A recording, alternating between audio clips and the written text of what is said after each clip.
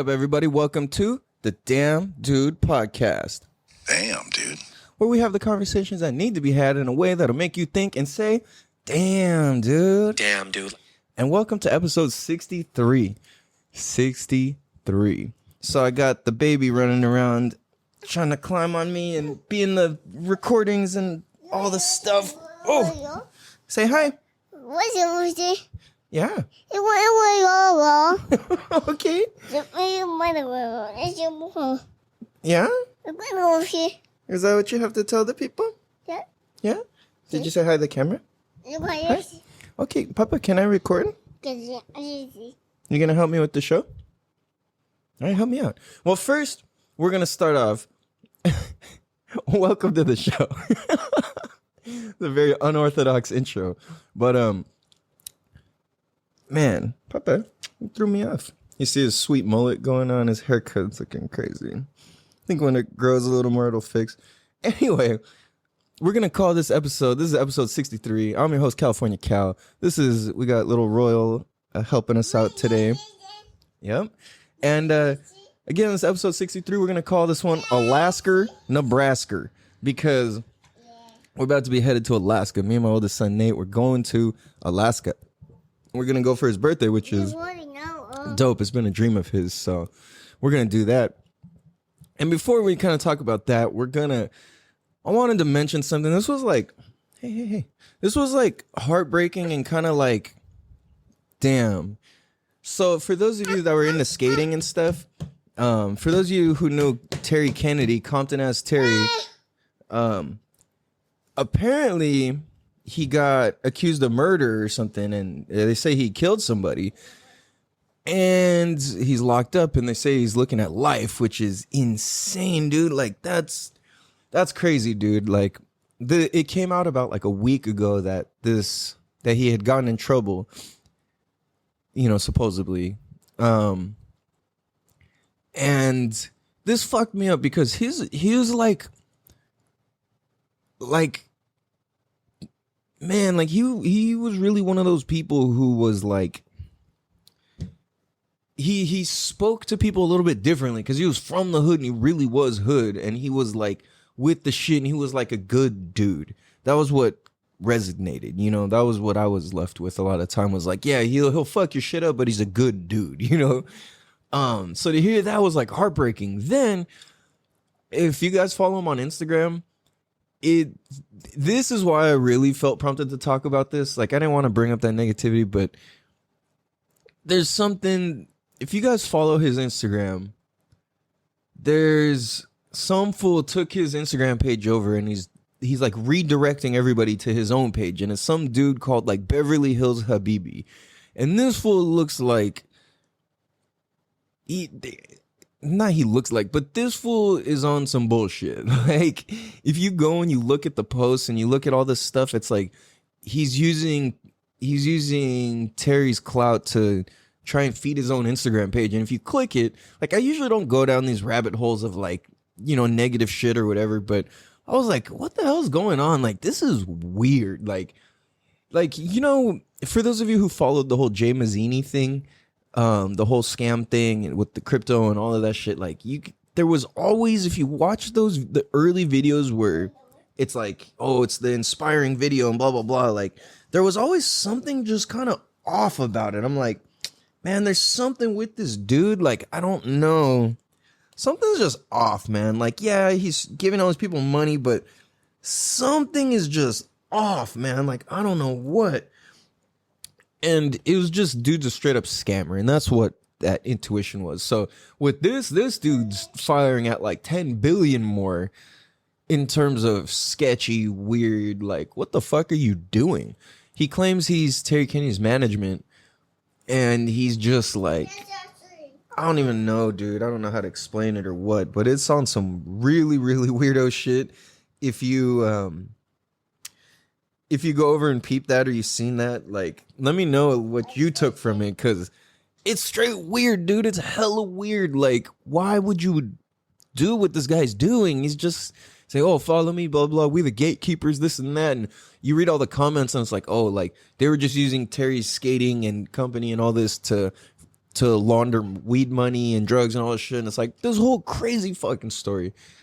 And it's just sad to see, like, Terry Kennedy's a skate legend, dude. Like, to the max. Like, everybody fucking liked this dude. It would be great for it to come out that he didn't do it, or, you know, something like that. But we don't know. So this is the thing, is like how I talked about in the last episode. Is like, dude, karma's not a bitch. It's just a mirror. Like, it just shows you what you have done and who you have been, you know? So I think it's fucking nuts that careful, please. That he's in this situation and you never know who's gonna do what, or, you know, it's like, fuck, man. Especially when it's like the underdog and you want to see them do good so badly. And what do you get? You know, it's like, fuck. There's nothing more like, there's nothing more heartbreaking than, I don't mean to be laughing around at my kids being all silly. There's nothing more heartbreaking than seeing like the underdog fail and they were doing so good and they're winning, you know, and it's like, shit, man, that's the worst. So I just want to send much love, you know, towards his way, and I hope that, you know, and towards everybody in this whole situation, because we don't know the truth, we don't know the reality. We're all, anybody here listening or speculating is on the outside, and you know, I don't really like talking about people, and that's probably the most you'll hear me talk about people, because it's like I like to just pitch authentic shit that's really going to help us move us forward. But the reason I felt this was important to bring up is because this brings a good big point to who are your friends? Like, who are your people that you keep in your circle? Who are the people that you trust? And I feel like if you don't trust yourself, then... Oh, thank you. If you don't trust yourself, say please. Thank you. Say thank you. Welcome. You're welcome. You're welcome. So, like when we don't trust ourselves and we don't know who we are and we don't know why we feel the way we feel and why certain things trigger us the way they do, it leaves us in this like place where we trust flashy things and fast, slick talkers, and we kind of go off the emotion of things, and we get ourselves into bad relationships, you know, whether it's friendships or partners or whatever. So I think it's kind of fascinating because this kind of ties into what I had a conversation with my homie about yesterday. Was like my homie got engaged. Shout out Ali, congratulations, brother. But we were just talking about how like we were having a conversation about like feeding fears basically, and how to not do it or when it happens, and how like when you feed fears in a relationship, like when you feed your greatest fear in your relationship, how that shows up in real life is like it shows up in a lack of affection, a lack of listening, a lot like, oh, I'm too busy, this and that. Your sex life, your everything just starts fading and going away and taking a turn. And it's kind of like, what the hell? And it's because when we feed the fear, we get exactly that. The same way when we feed energy into a business or into a project or whatever, if we feed our fears, they will equally create and manifest themselves the same way. If we have a project or whatever and we want to create that, we put energy into it. So to consciously be aware of not feeding the gross shit in your mind and in your relationships and in your fears, that basically gives us access to feeling happy and not having to... Yes, and not having to trip out on fucking what on. Sorry, I'm like there's a million things. Nate, are you texting me? Oh yeah, sorry. Oh no. All right, well hurry up, dude. And just tell me next time. Yeah. So, well, I forgot what I was saying. Oh yeah. So basically, being like when we, all of that equals the lack of trusting ourselves, which all equals being unsure of ourselves and being unhappy. Hold on. Whoa. Hey. Okay. Had to lock the door. Baby's gonna run away and escape. What? Hold on. So, baby wants my headphones. Man, this episode is sloppy. It's hard recording with the kiddos. Well, the little kiddo, I should say. Oh my gosh, what? Mwah. No. These are my headphones. Thank you. Yes. Yeah, dude. So when we know ourselves and we trust ourselves, that was basically the whole point of what I was getting at, is we essentially pick our friends better and we pick our relationships better. And when you have friends who are gonna like flip and turn on you, it's like, that sucks, you know, especially when you meet people as an adult. It's like so many people are jaded and have trust issues and this and that, and you finally trust somebody and then they're not. But within that trust is expectations of this person. Then once those expectations aren't met, we feel like, oh, I can't trust this person. And that's a fucked up cycle, because the reality is like when we're putting expectations on people, that's actually us just having distrust out loud. Damn, dude. So it sucks for me to see this dude take advantage of Terry's page and all the work he's put in and everything. Like, you could tell this dude's a piece of shit. So I don't know what this guy's trying to do or what he's getting at, but it just seems like this dude's gonna get in trouble pretty quickly. Real shit, you know.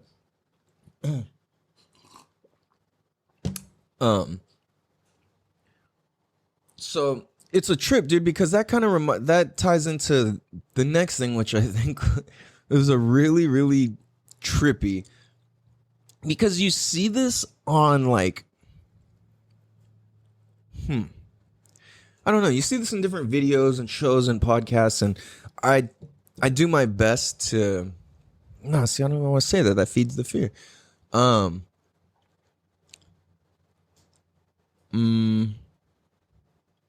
Okay, let me reset this.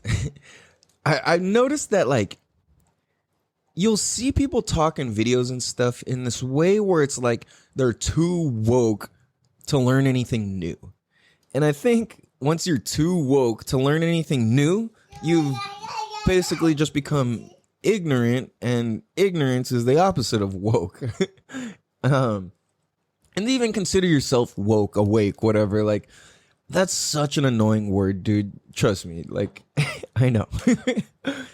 But it does mean something. And what bothers me is like, like, let's say we're actually going to use the word for what it's supposed to mean. It has nothing to do with politics. I hear people say, oh, so woke, you know about the Republicans said this and Democrats did this. It's like, that's not woke. That's literally being a sheep in the system. Like, what the fuck? That's not being woke. Woke has to do with just like, this is so annoying for me to use this word. Aware. When you, aware wolf. You know, I also, it's like, yeah. But we see people, yes. I try and understand, like, I know that I've been there before, where I come from this place of like, I did so much and was doing so much that I felt so awake and aware that I wasn't learning anything. And it's like, I remember I was going to all these classes and going to all these things and doing all these different things, and I felt like I learned so much. I was awake to something new. I was woken up. I was woke. I was awake. Like, holy shit. I started seeing all the lies in advertising and government and marketing and all and all these things. And I was just like, I felt so awake. And it's like, I think that's why it's supposed to be called woke. right? Because you're awake now. You've been woken up to something. You've been awakened to something. So a lot of us, once we enter that phase, become too awake or too aware, too woke to learn anything new or hear anything new. And we start going off on these rants about, oh, it was like, if this was like, and it was like, and it's like, and it's like. And these are great conversations. I love having them. I enjoy those types of conversations. But it gets to a point where if we're having them and we're not learning anything new inside of those types of conversations, then it's just rambling, right? So I think it's a fucking trip that woke, awake is like a culture in this type of way that people try to be. It's like being wise. Like, you can't just be wise. You have to do shit and you have to make mistakes and you got to learn and you got to feel like crap and you got to feel happy and you got to feel everything in between. You got to fail, you got to succeed, you got to do all of those things in order to have some awareness and some skills and experience in order to be wise. The same thing comes with being woke. Like, you don't hear like, hey, leave it, please, thank you. Like, you don't hear people talking about like you don't hear like Buddha, like a real Buddha or anything. Hey, no, hitting. You calm down. Hi. But just like, you don't hear really enlightened people even consider themselves enlightened or awake or aware or anything like that. They just speak on behalf of what it is. So it's weird because it's almost like once we go into this place of like always having to share what we've learned and share what we know and oh this and oh that, we're kind of like that's a big piece of ego, and being awake has to do with an understanding of your ego and has to do with how you relate to your ego and how we relate to our ego and how we interpret it, right? So I think it's a trip that the word woke gets thrown around so much and people talking about being awake and all this stuff.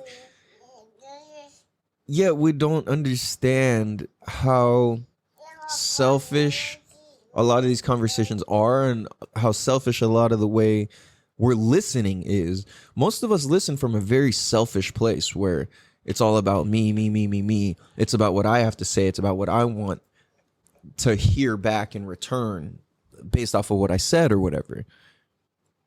So I think it's a trip, dude. Like, being aware, being awake, being wise is all kind of the same thing. It has nothing to do with politics. And if you're woke in politics, then that probably means you're just very informed about a lot of things in politics. So oh, here, don't open this, please. So if you're, it's like, okay, well, then you can call anybody woke in anything. Oh, well, I'm woke in geometry because I'm a geometry teacher. Like, what? Nah, it doesn't work like that. It just means you know a lot. And again, it's like our words create our reality. So if we keep saying certain things, then they mean certain things, and it just keeps perpetuating. So like I was talking to my son earlier, my oldest son, we were talking about like when we wake up and how we relate to and project our actual authentic energy and feeling. And it's like, if we wake up, like, because he had brought up like, oh man, like I feel like I screwed up a bunch of stuff yesterday. So, I woke up feeling like, oh, I need to fix all this and I need to do better. And I'm like, okay, well, that's good. You woke up feeling like you want to do better and you acknowledge, okay, I need to do better. That's great. At the same time, what's your energy and reasoning behind it? Because he was coming from this being very helpful, but you could tell his energy was just kind of off. And I'm like, dude, well, hold on, stop. Like, it's not about you just getting shit done. And it's not about you just feeling like shit or, pretend you're happy. No. It's like, I want you to wake up and authentically assess how you feel. Maybe go lay back down for 5 more minutes. Keep word to yourself that it's 5 minutes and then go from there. Take the time to feel shitty, but and take the time to be happy and take the time to get better at what you set out to get better at, right? Now, what we did was we stopped, we boiled the whole thing down. We're like, okay, I feel like this because how that makes me feel is because it's like, well, what I learned is, well, when my, these are the examples I had set for me and blah, blah, blah. So I'm like, all right, cool. That's awesome. So this gives us a good place to work from.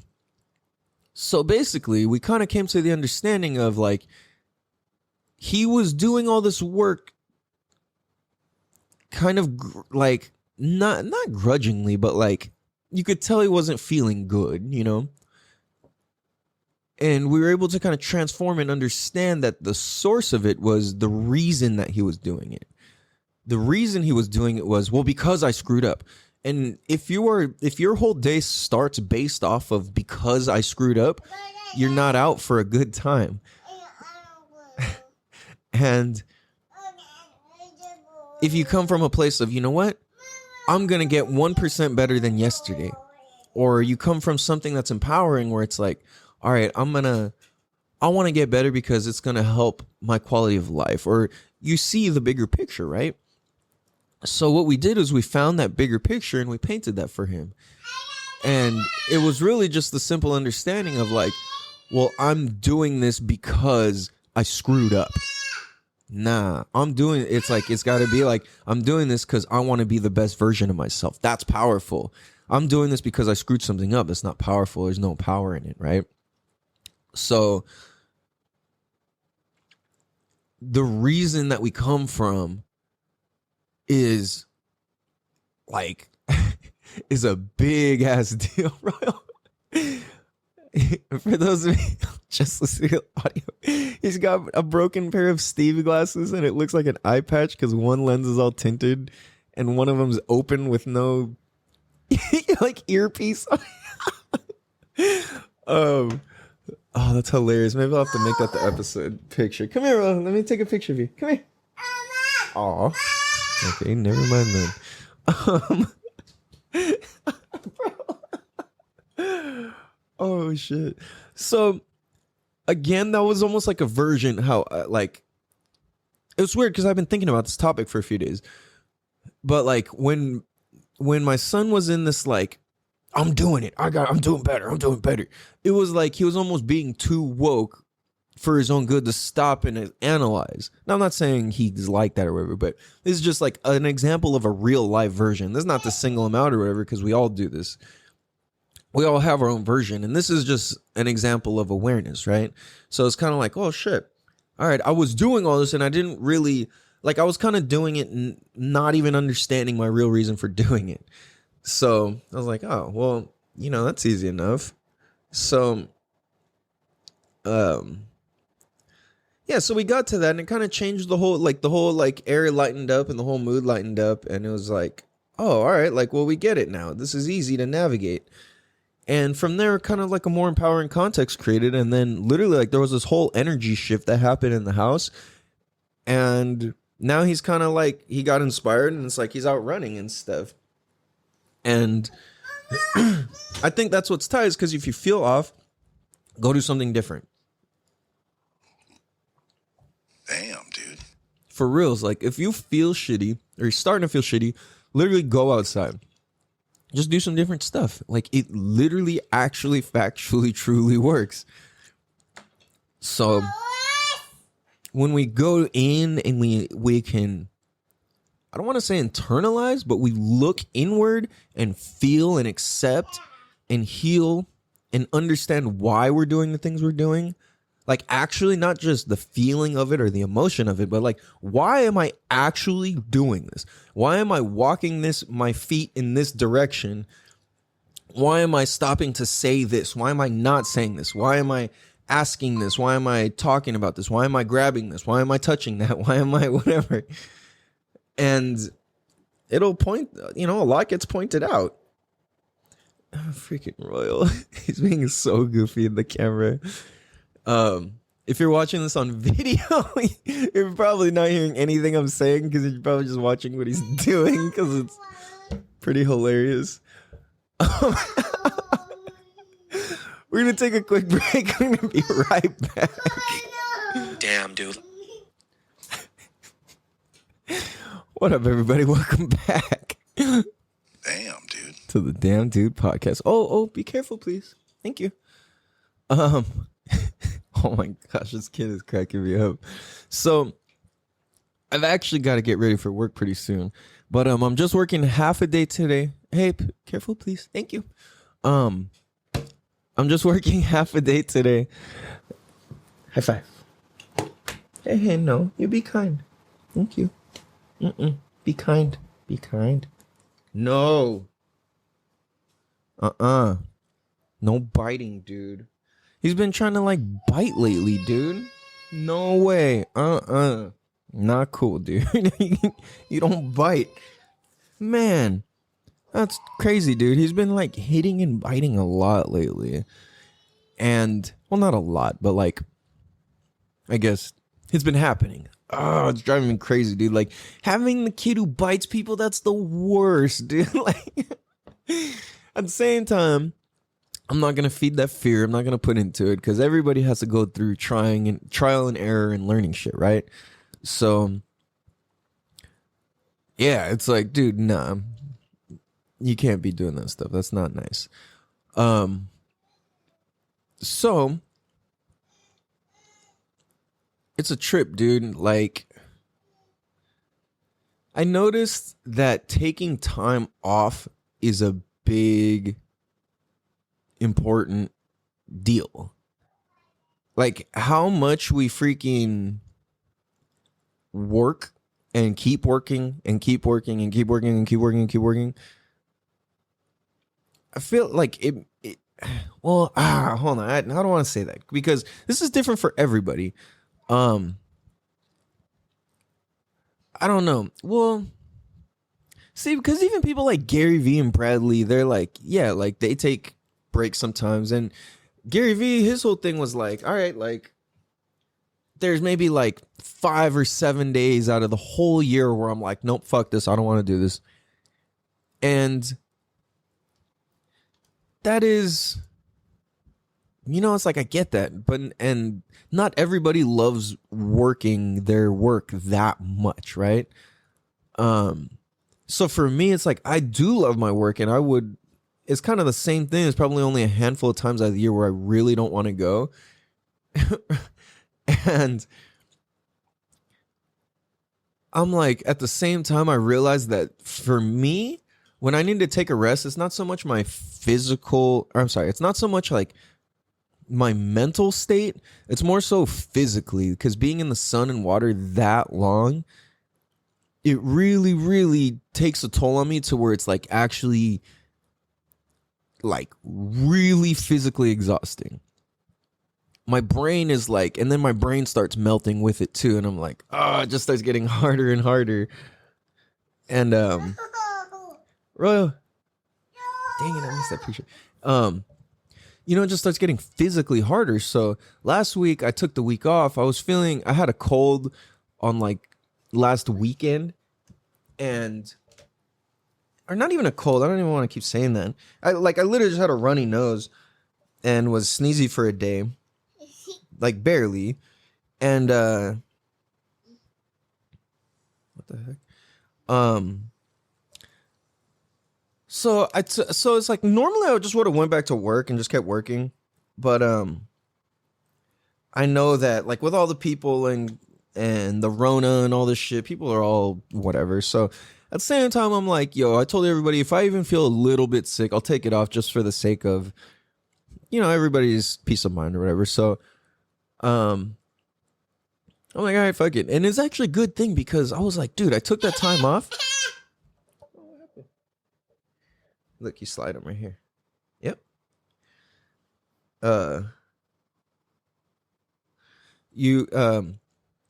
I took that. So I was originally just going to take 2 days off because that was already more time than I felt I needed, you know. I was already good to go, like I said. But I started thinking about it and I was like, dude, freaking the time off has to do with my mentality also. Because I'm like, yes, I love what I'm doing. At the same time, I suppose it is mentally taxing because my brain, it's like going to work, my kids, my job itself, logistics, this and that, all. There's a million things. And at the same time, I was just like, you know what? I'm going to take the whole week off. Like, fuck it. I'm going to take the whole week off. And, it's like being able to take a week off just because you said so. It's probably one of the most amazing feelings ever. And, what the heck? I didn't realize how much I needed that. So, on top of that, me and my son are going to Alaska. We're leaving today, actually. Holy shit, we leave tonight. I still need to finish packing and stuff. So along with having the time off to rest, it allows you to go back to work twice as strong, which I love, especially working for myself. Like, I need that. I need to be able to come back strong, especially as the season kind of like right now is that time where it like slows down and then picks up because kids are going back to school, and once people's schedules and vacations and all that have evened out, we kind of get a new stream of kids, and then later come the hardcore people and so on. So going to Alaska tonight, going up to Fairbanks, I know nothing. I don't know what it looks like. I know nothing. It's just my oldest son's dream to go there and just experience it there. So I'm like, all right, dude, fuck it, let's go. This has been his dream for a long time. He wants to live there, the whole thing. So we're gonna go. As far as I know, he says he wants to go to what's it called? The Arctic Circle? I think it's called. Like, I know nothing. He wants to go there, so we're going to rent a 4x4 truck. We're going to drive there. We're going to drive the James Dalton Highway, I guess it's called, which is like some crazy highway that goes all the way up. And then we're going to go on a freaking like ice sculpture tour that's also a part of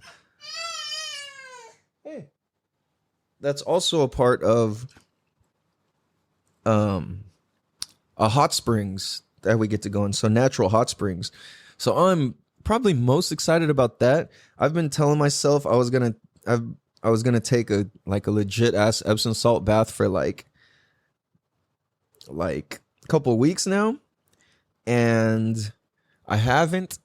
So I think what it's been calling me to is just to go to these hot springs and do my soaking there and rejuvenate and whatnot. Cause dude, everybody needs some rest, man. It's so important to be able to rest. Most of us, as we get older, we forget how to, which is really weird.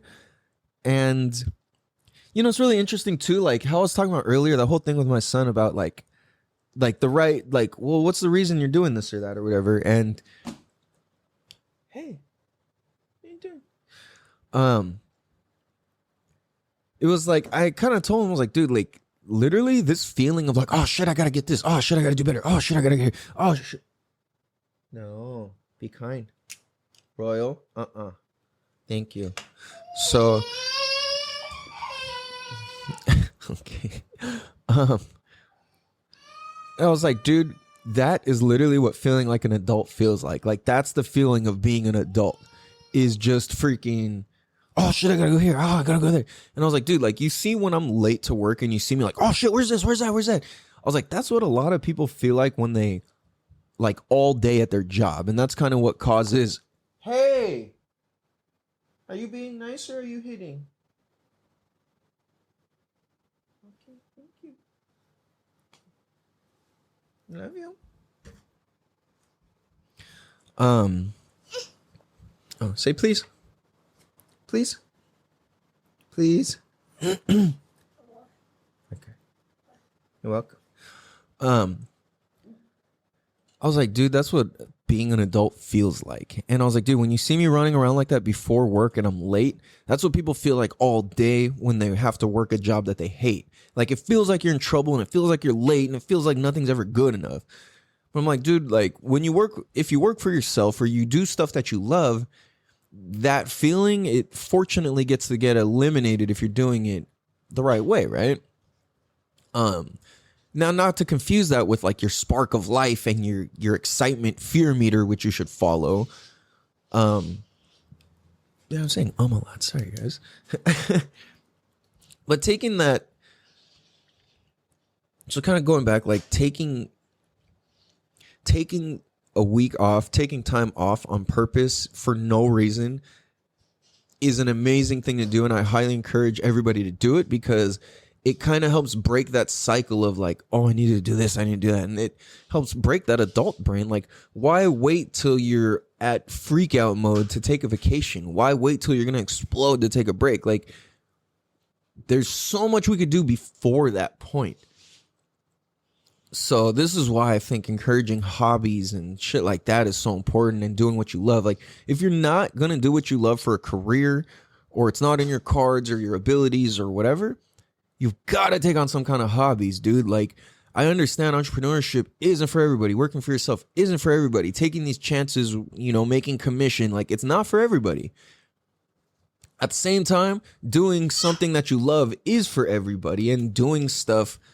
And that's kind of what's cool and fortunate is, like, we're fortunate to have is that there's enough things on this planet for everybody to find something that they love to do here. Damn, dude. And if it hasn't been created yet, then go create that. Do that. That's your path. That's your life. That's your career. If there's a problem that hasn't been solved and you see that it hasn't been solved, that's your career. That's your path. Right? Like these things that tug at your heartstrings and you can physically help, dude, do that. You know, whether it's through the internet, whether it shows up in person, whether it's over phone calls or emails or showing up at fucking, you know, youth centers or church or homeless shelters or whatever the fuck, whatever it is, whatever that calls to, whatever that speaks to you. You know, it's like if your parents were refugees and they were homeless and that shit speaks to you, go talk to some homeless people, go help feed them, go help hear their story. Just, you know, be an ear. A lot of times homeless people just want to, they appreciate just an ear. Like, damn, like I feel like a human being again. I feel important. You heard me. Everybody else relates to me as a junkie or this or that or whatever. When we stop and we actually listen, that's empowerment. Like people feel empowered when we do that. So it's really amazing what we can do when we start looking how to problem solve rather than how to succeed. I think when we've put our how do we succeed? Nah, it's like, how do you problem solve? Because problem solving is succeeding, and that is perpetual success. Like when you're problem solving, it's continuously succeeding. And the more, and like there's proof about this, but if you accomplish at least, 5 or 10 things physically on a checklist every day, your brain and subconscious switches and it starts saying, hey, I'm a winner. I win. I continuously win. I just won 5-10 times already. And I just realized right now within me doing my show notes as I kind of read down them and through them, I've got usually at least 5 to 10 like topics or checkmark things or bullet points or I write it differently all the time, but usually it's kind of like bullet points with a box next to it. And then I check it off or cross it out or whatever as they go. And I realized, holy shit, I'm creating success just by checking these off the checklist. Like, damn. And then when I go and I got my whiteboard, boom, check off the next thing. And I realized I haven't been using my whiteboard a lot lately.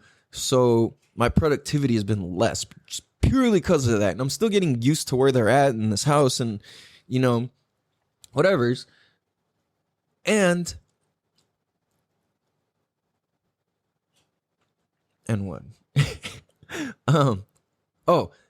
And when we keep winning, they're not wins for other people. I'm not here to like brag about it or show it off or be like, oh, look at this. It's like, no, it's like I'm a winner because I physically just accomplished 5 things. I won at my tasks.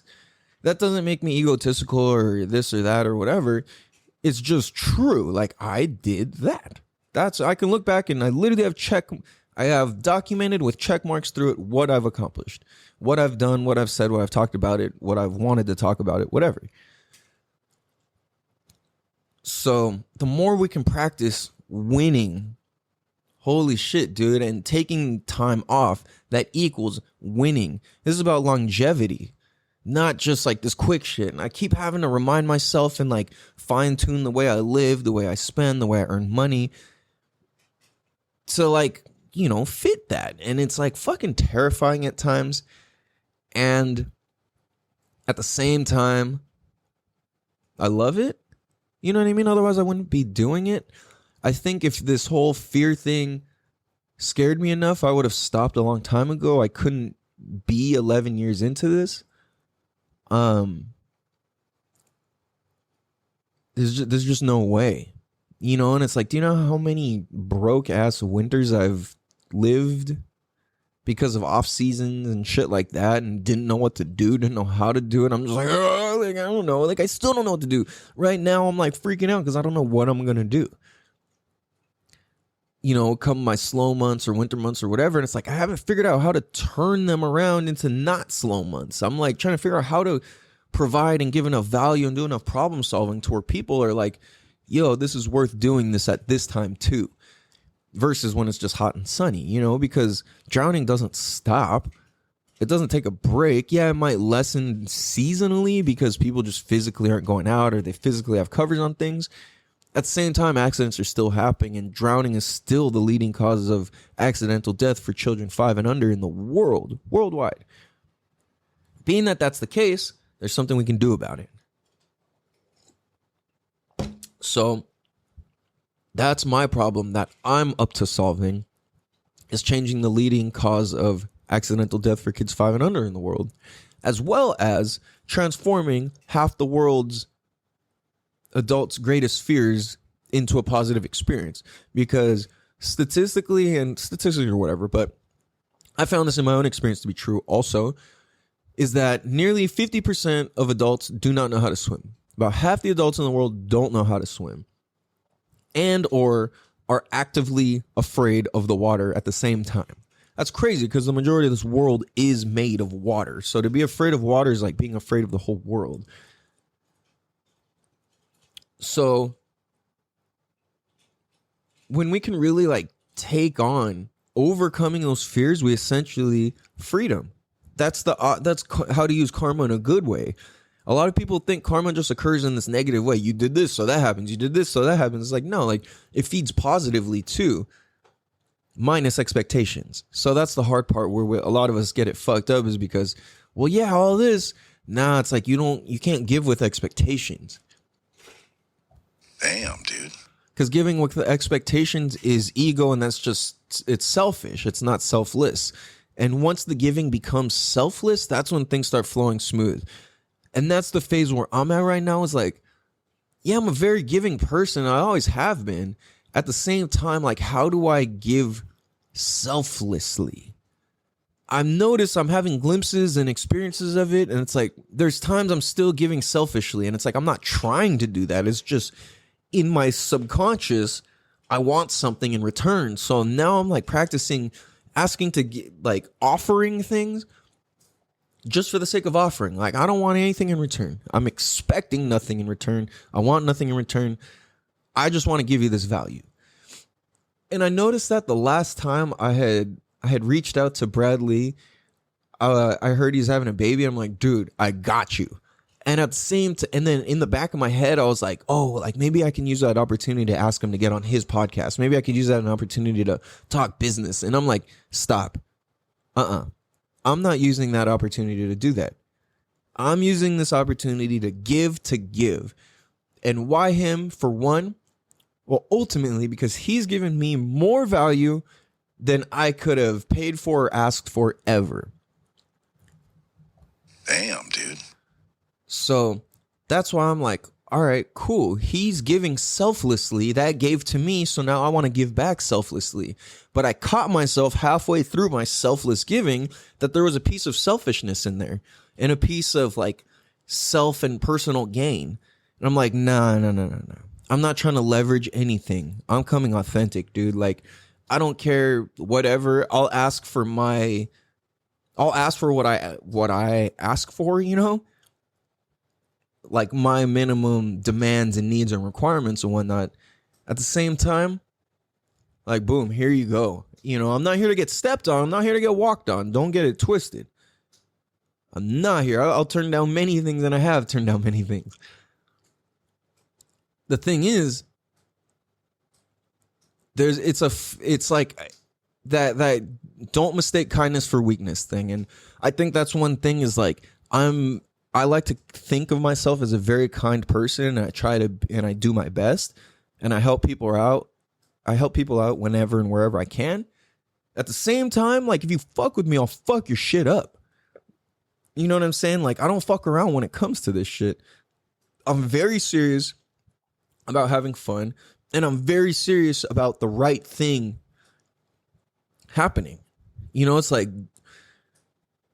I'm very serious about people getting exactly, you know, getting what they've worked for and what they've put in and what they put out into life, you know?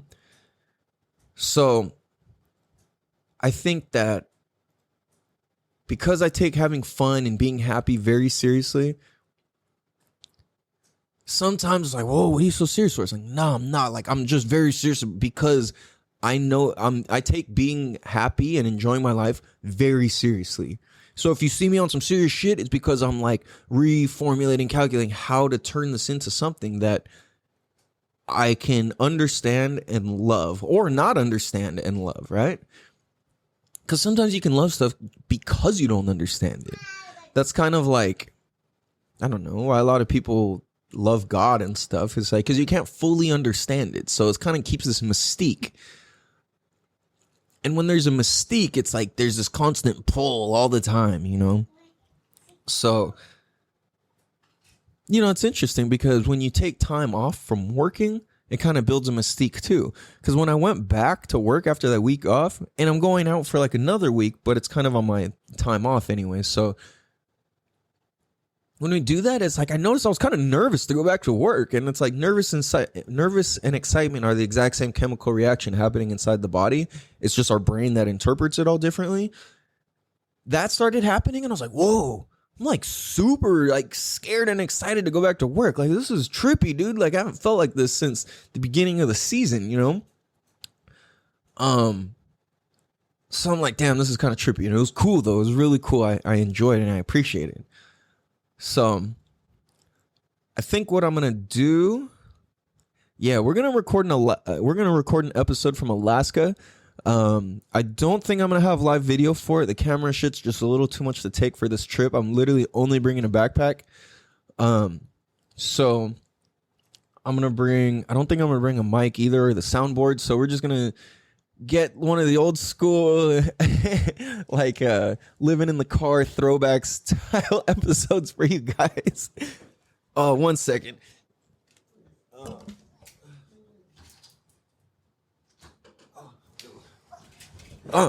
So welcome back. Nate just got back from his run. So Yes. So what we're gonna do is we'll whip that up for you guys. We'll have some good Alaskan content for you guys. We'll be sure to throw some good videos and pictures on the video recording for those of you who watch on YouTubes and whatnot. So yeah. On that note, hope you guys have a beautiful day. Make sure to go leave us a 5-star written review on Apple iTunes and wherever you can find podcasts. So remember to tell a friend, to tell a friend, to tell a friend, to tell a friend. This could help save somebody's life or help somebody just live a better, happier life. And really have the opportunity to see and experience life just a little bit differently. So on that note, hope you guys have a beautiful day. Much love. Have a great time. We're going to be in Alasker, Nebraska, doing our thing. So on that note, Rooster Tail, take us out. Much love. Peace. 90 miles push away, and I wanna be here for days, and we'll serve like 38. Now the sun touches your face. How's your run? Not the beach, not the blue, and the last one to be us too. And it's soon it'll be me and you. went through the creek? Damn, dude. You went through the creek? Damn, dude. On the way back.